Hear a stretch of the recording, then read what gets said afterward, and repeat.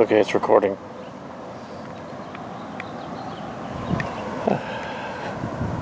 So this is Kal Kat, the Kal Katster. This is a third attempt to do the review of Star Trek Strange New Worlds episode 3 of this season, the time travel one. Tomorrow and tomorrow and tomorrow. I get some Shakespeare. Tomorrow and tomorrow for tomorrow. Those are the days of our lives. And also, these are all our yesterdays. So there's a number of titles that have been used over the years, shows, including Star Trek, with that title. So you have an episode with Lon Union Singh, which doesn't make any sense that she exists, but she does in that timeline. So yeah, the Pike Enterprise timeline really is a different timeline. They're trying to make it match, but it doesn't quite.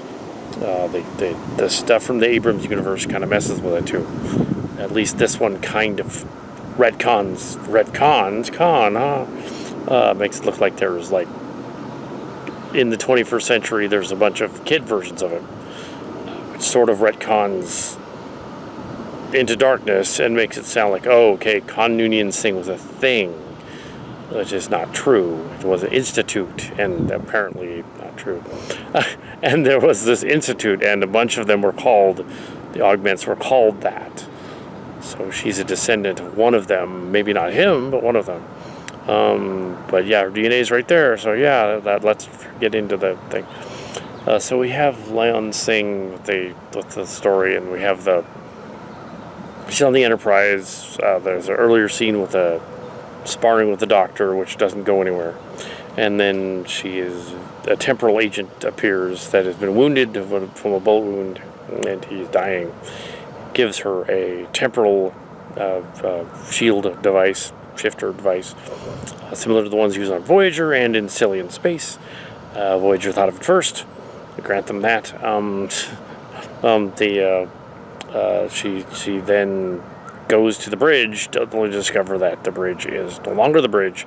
The bridge is Kirk's bridge, and not Pike's bridge. Kirk and her discuss time travel in their quarters, and then they proceed to use the device to travel back to 2022 in Toronto, Canada. And they they go on an adventure. They have hot dogs. They go on an adventure. They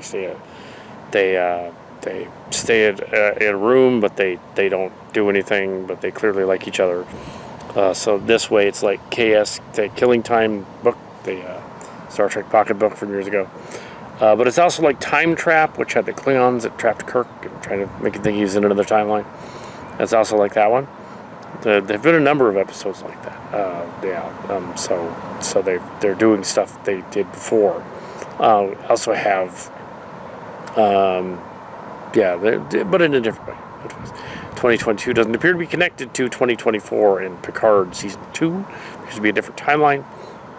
They're not aware of the magical Napa Valley winery that stands in for Chateau Picard, and that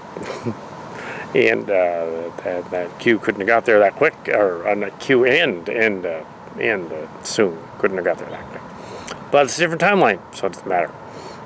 So he's got to fix it because in alternate Kirk's timeline, Earth is destroyed from Romulan attacks from the past. They didn't know who did it. Various things are changed. There's another version of the eugenics thing that didn't happen. It happened later in the 2020s or something, or much later during the Third World War. Is that what they're talking about in the story? It's unclear. Khan should be much younger or gone at this point. Shouldn't be a kid on the planet, unless they just like. I'm guessing what they could explain, and they won't, is that he's not Khan. He was made from the seeds of genetics of Khan. He and Harriman and the other ones from that other story and that other timeline, they're all augments made from them. So they're descendants. It's not really Khan Singh. It's one of his grandchildren. It's the only thing that makes sense. Then it makes sense. Oh, okay, grandchild. Well, he wouldn't know anything about that. Yeah, so Romulan agent lady, it was a surprise. I didn't realize that was a Romulan lady. I should have. They showed a Romulan ship. I should have realized that she's actually a Romulan spy, but I didn't. And so we have that. And we have trying to connect the timeline. The other alternate Kirk is killed. We don't see him disappear, I don't think. I don't think that happened. The other one did.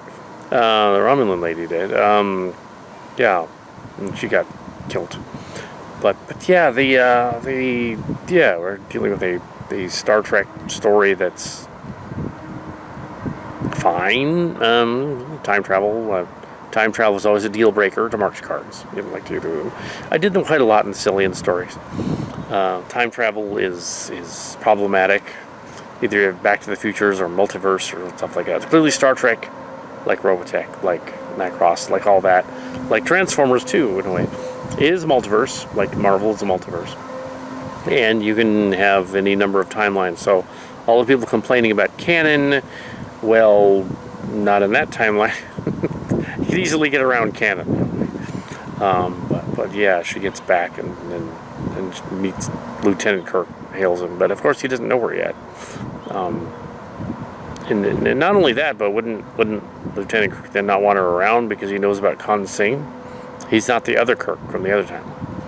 So yeah, Sam Kirk, whatever. So yeah, he was actually born in Iowa, not in space Iowa.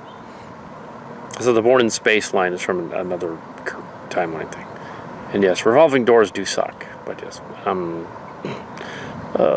They conveniently were able to use Toronto, some of the sets and things, some of the area where they filmed Discovery, so they were able to use the south of Toronto up there in Canada. I'm sure the Trek Yards people will go on more at length because they're from Canada, so at least Foley is, Cap Foley. He's from there, so I'm sure he will go on about that. If he finds any details that are off, I'm sure he'll chime in there. I did notice an oddity, though. The car that Kirk steals, there's a red car, similar to the red Corvette in the other one. It's obviously a parable. In the Abrams movie. I did notice that it didn't appear to have Canadian plates. It had American plates. That's odd. But yes.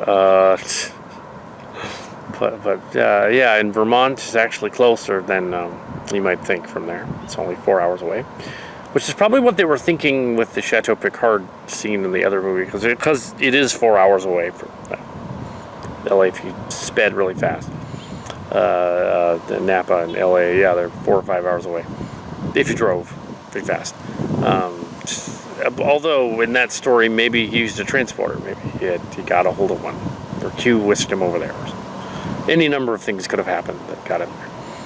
But yeah, that was season 2. It was kind of a mess. The temporal agent showing up at the end was fun. The lady takes the device back, but not the watch, which is weird. Cesium being used to catch the watch doesn't make a whole lot of sense.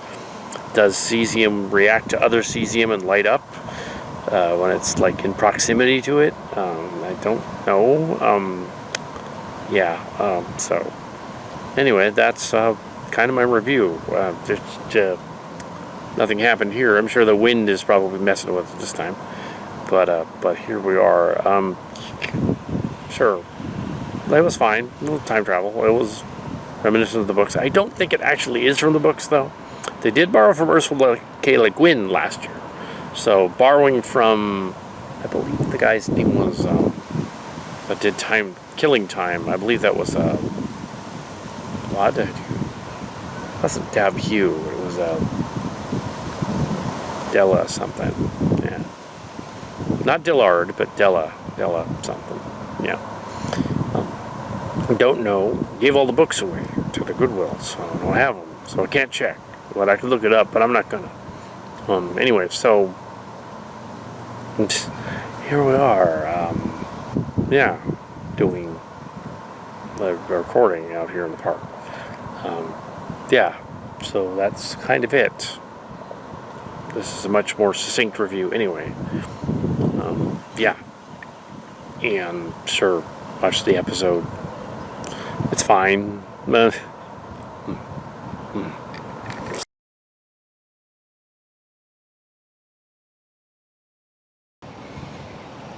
So it's not really the case. The only way that makes it similar is Romulans and Kirk is switched and has a different role, and Pike is switched and has a different role. It's really not anything like that book, except for maybe the Romulan plot. But yeah, they have a Romulan agent who was a surprise, as she didn't really channel Romulan when we meet up with her on Earth. In the other Kirk's timeline, it's the United Earth ship, somehow Enterprise, and he's from space. He's not from Iowa. There's changes the timeline. Earth is messed up. It's kind of like the Matrix there. The Romulans changed the timeline, but Leon was protected for the timeline because she had the converter, the device on her. Supposed to be bad. This is the eugenics guy, but in this timeline that never happened. So technically, he's not the same person. Is he? Has he just been frozen for 30 years and he wakes up like it's a different guy entirely? That guy was an adult on the ship, in the Botany Bay ship. Clearly born in the long time ago. So that's my review of the Star Trek episode. So now that I can actually see what I'm looking like, so anyway, that's it. I'm not going to go into anything about it being like silly in space or anything, because why? The